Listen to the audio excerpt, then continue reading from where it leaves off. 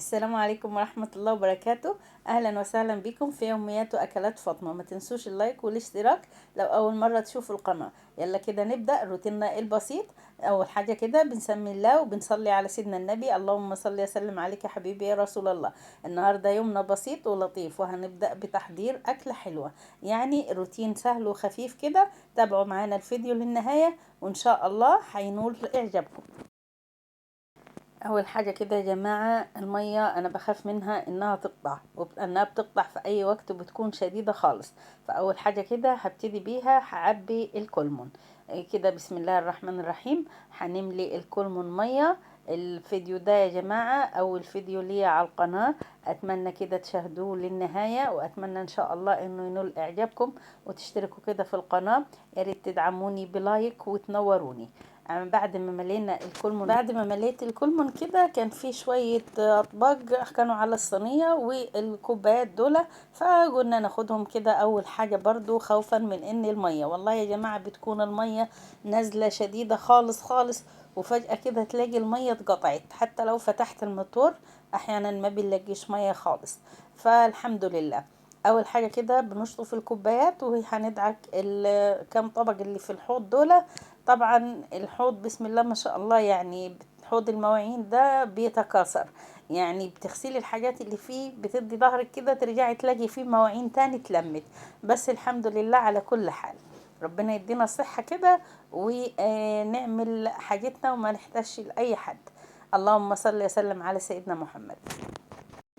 بالله عليكم كده يا جماعة ادعموا الفيديو بلايك، يعني علشان يوصل لأكبر عدد، وإن شاء الله كده نكون عند حسن ظنكم وتنورونا بالاشتراك. بعد ما خلصنا المواعين كده هنشطف الحوض بتاعنا شطفة حلوة. خلصنا منها كده والحمد لله. انا وبغسل المواعين كنت حاطه حله على النار فيها ميه كده بتغلي، بعد كده هنزل فيها كده، عندي حته جزره كانت متجمده كده في الفريزر، نزلت بيها في الميه هي والبصله. بعد كده هنزل كده بكم قطعه من اللحمه وهنسلقها علشان هنعمل عليها شويه كوسه عسل. احنا شايفين كده حبايبي، بعد ما اللحمه غليت كده، لو لقينا اي ريمة ظهرت على الوش بنشيلها. هو مفيش ريمة كتير يعني، غير حاجة بسيطة كده، بس انا برضو شلتها.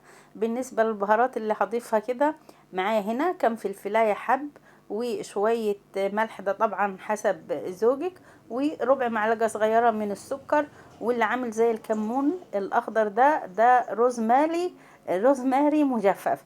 ان انا ما عنديش ورق لورا خلص، فلقيت روزماري فحطيته، برضو هي كلها اعشاب عطريه وبتدي نكهه حلوه. بعد كده مليت الحله زي ما شفتوا معايا، مليتها ميه كده وركنتها على جنب احتياطي. كانت كده على ما لفيت لفه كانت اللحمه استوت. طلعتها كده زي ما احنا شايفين، وبرش عليها شويه كده من الكزبره المطحونه وفلفل وملح. رشيت على اللحمه كده. بعد كده معايا شويه يعني حوالي كده تلت كيلو من الكوسه. هننضفها كده وهنقطعها مكعبات، وهبتدي احضرها في الوقت ده اللي كانت بتستوي فيه اللحمة. انا كنت عملت خميرة للعيش الشمسي وسبتها كده لحد ما تخمر. بعد ما نخلص الغدا ونخلص كده اللي ورانا، هيكون ان شاء الله الخميرة خمرت معانا وهنعمل احلى عيش شمسي. تابعوا الفيديو للنهاية كده وان شاء الله هيعجبكم، بس تدعمونا باللايك وان شاء الله يكون عند حسن ظنكم، وتنورونا بالاشتراك علشان القناة تكبر بيكم يا احلى متابعين واحلى اخوات. صليتوا بينا على النبي، اللي ما صلاش على النبي يصلي على النبي علشان تاخدوا ثواب واحنا ناخد ثواب. اللهم صل وسلم عليك يا حبيبي يا رسول الله.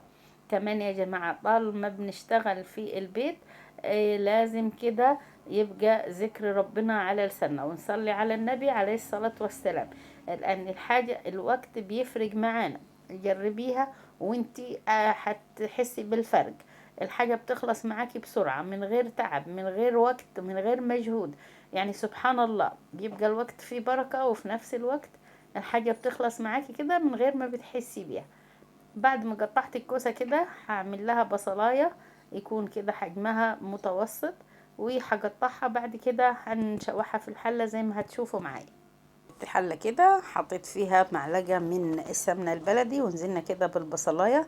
هنشوح البصلاية لحد كده ما تدبل معانا وتبتدي كده تصفر تاخد اللون الذهبي.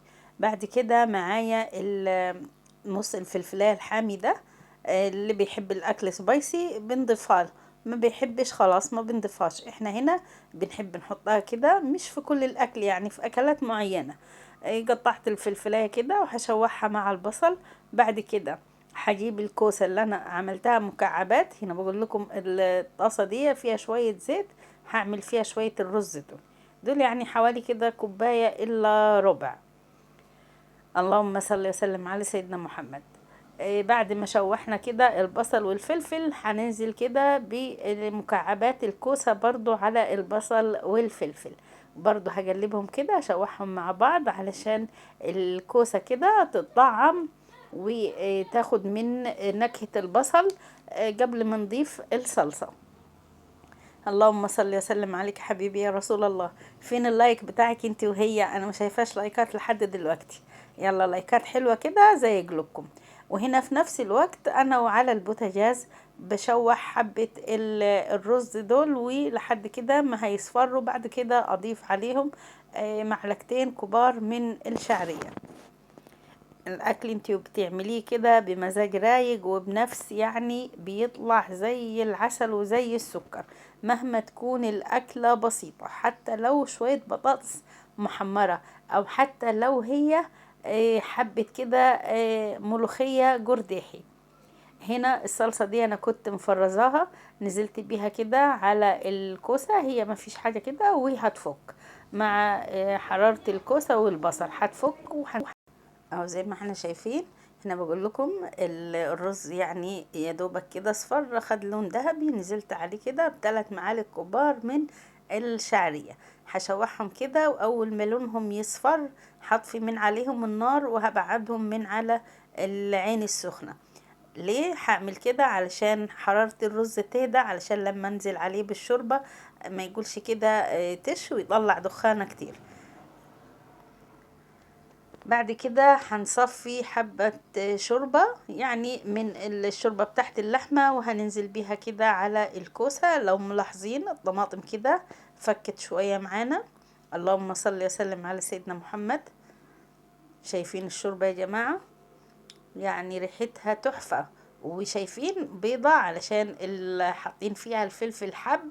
انا كده صفيتها. البصلة كانت استوت تماما واتهرت، انا كده صفيتها من اللهم صل وسلم على سيدنا محمد، من الروزماري اهو. بعد كده هنصفي شوية شوربة كمان حلوين، وهنضيفهم على الرز لحد كده ما نغطي وش الرز. شايفين انا حتى قد ما سايباه على جنب بيبرد والنار مطفية من عليه، لسه فيه اثر حرارة. فشفتوا عمل دخان، وعمل برضو عمل تش كده وعمل دخان. هنحط له طبعا هنا رشة كده من الفلفل. وطبعا احنا مظبطين الملح بتاعه مع من الشوربة بتاعت اللحمة، الملح بتاعها مظبوط.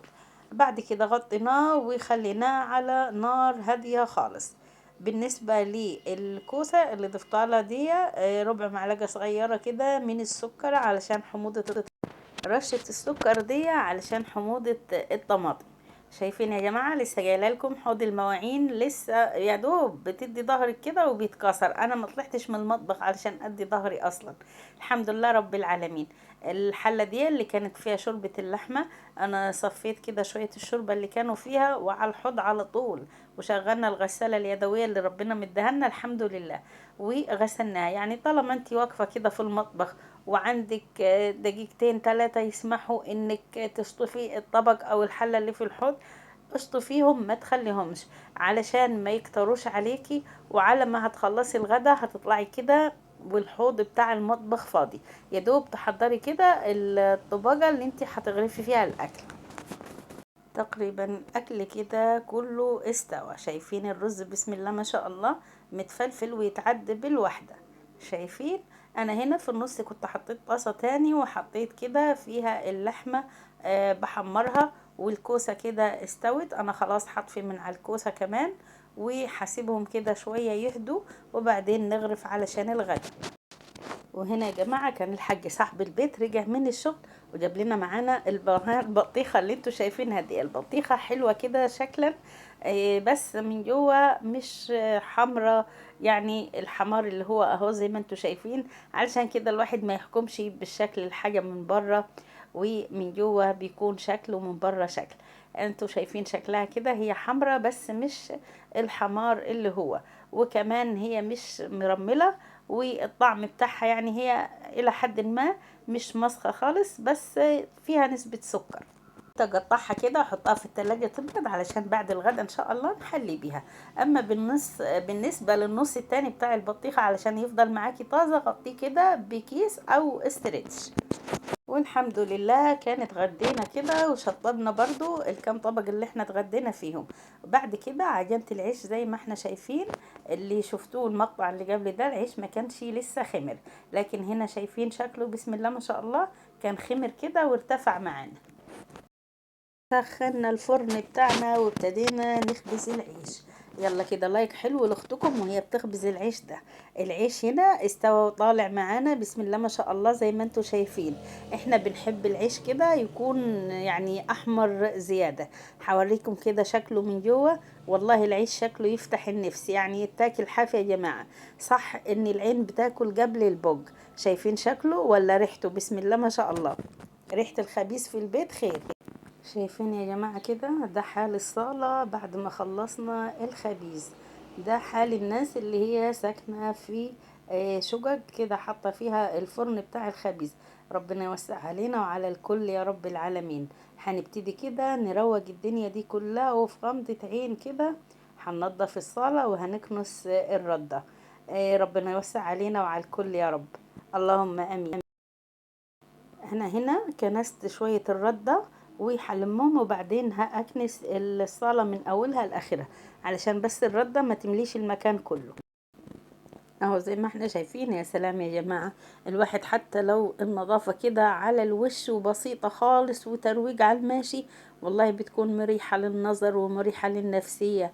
غير لما بيكون كده المكان مكركب حواليكي، فعلا بتكوني كده حاسة بضيقة وخنقة. ومهما يكون المكان واسع برضو بتحسي انه هو ضيق، لكن لما بيكون كده مترتب ونظيف، بتحسي كده براحة نفسية وبيكون مريح للنظر ومريح نفسيا. اللهم صل وسلم على سيدنا محمد. هنروج الارض كده وهنشرشبها بسرعة.